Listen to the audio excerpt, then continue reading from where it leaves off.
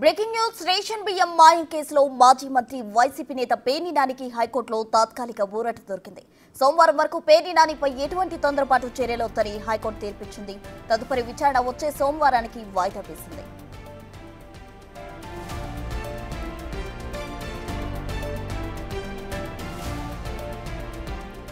Ration బియ్యం మాయం కేసుకు సంబంధించి మాజీ మంత్రి వైసీపీ నేత పేర్ని నానికి హైకోర్టులో తాత్కాలిక ఊరట లభించింది. అయితే సోమవారం వరకు పేర్ని నానిపై ఎటువంటి తొందరపాటు చర్యలు తీసుకోవద్దని హైకోర్టు తీర్పిచ్చింది.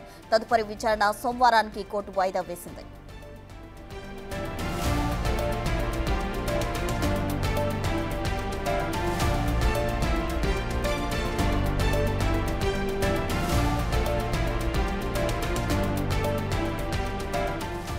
రేషన్ బియ్యం మాయం కేసుకు సంబంధించి హైకోర్టులో వైసీపీ నేత మాజీ మంత్రి పేర్ని నానికి ఊరట లభించింది. అయితే తాత్కాలికంగా అతనికి ఊరట లభించినట్టు తెలుస్తుంది. అయితే హైకోర్టు సోమవారం వరకు ఎటువంటి తొందరపాటు చర్యలు తీసుకోవద్దంటూ కూడా ఆదేశాలు జారీ చేసింది. అయితే సోమవారానికి హైకోర్టు వాయిదా వేసింది విచారణ.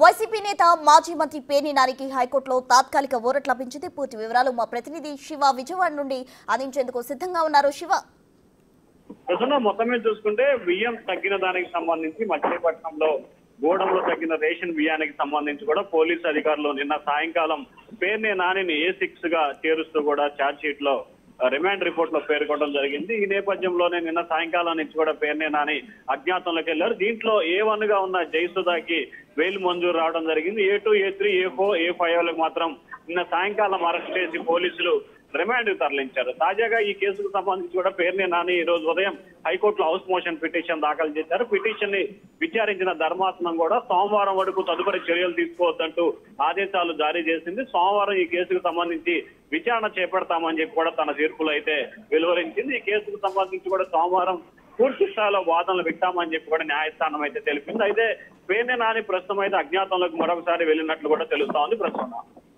Right Shiva, thank you.